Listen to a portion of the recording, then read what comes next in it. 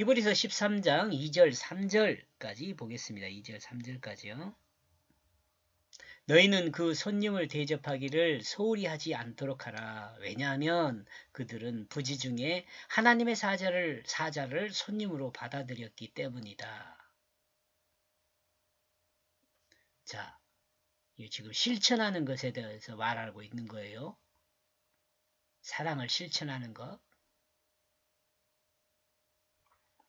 모르는 사람을 대함에 있어 그리스도인이 사는 방법은 하나님을 대접하는 것과 같이 대접하라는 것입니다.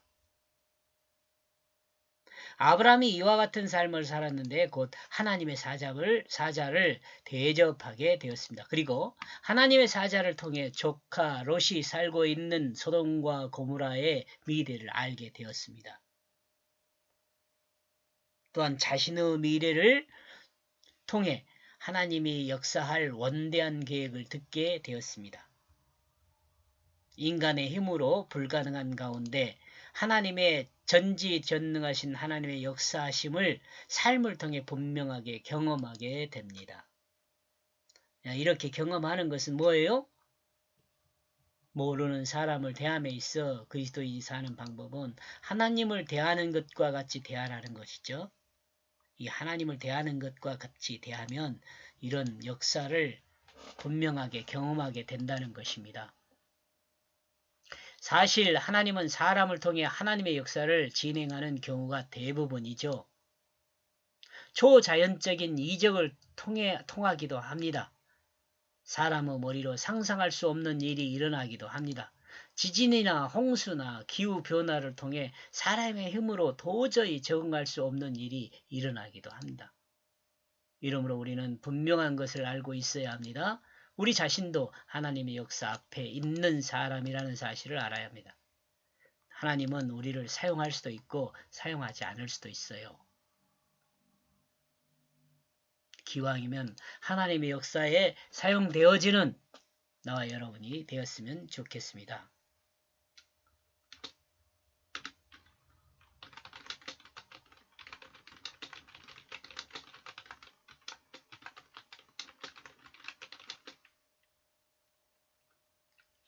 사용되는 되어지는 보다는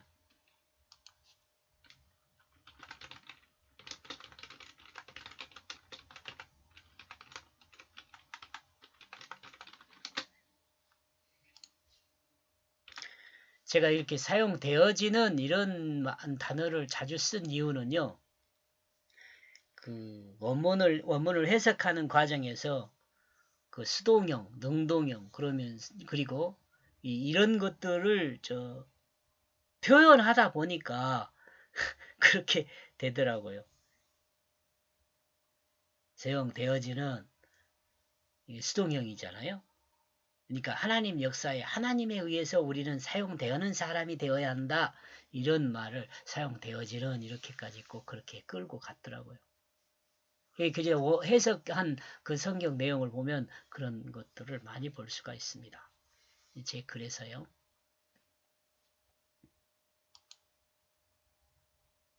그리스도인의 섬김은 사용되어지는데 그리스도인의 섬김, 사용되어진 사람이 섬김으로 되겠죠. 그리스도인의 섬김은 하나님을 섬기는 것입니다. 그리스도인은 하나님을 섬기는 것이에요. 그러나 하나님을 섬기는 것은 직접적으로 하나님을 대면하고 섬기는 것이 아니라 자신의 주변에 있는 자신의 주변에 있는 모든 것을 하나님께 감사함으로 섬기게 되면 이는 곧 하나님을 섬기는 것으로 드러나게 됩니다. 하나님의 섬기는 것이 곧 이웃을 섬기는 것이에요. 여기서 이웃이요, 사람만 해당되는 것이 아니고 동물도 해당되고 식물도 해당돼요. 하나님이 창조한 모든 피조물이 사람이 섬겨야 할 대상이에요.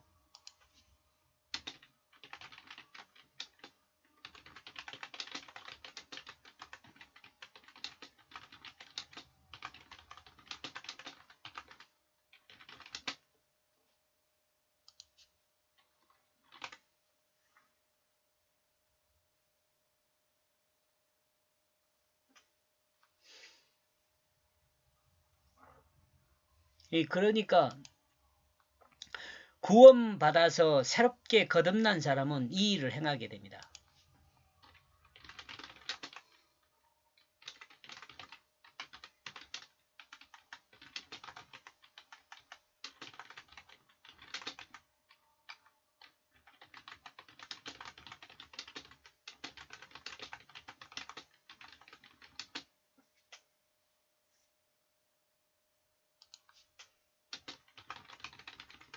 이 섬김의 일을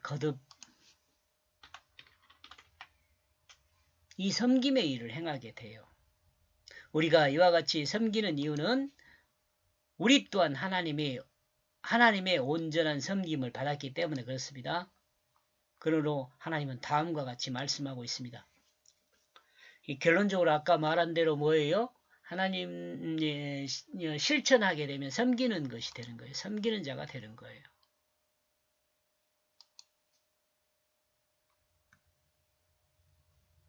여기까지 보겠습니다. 고맙습니다.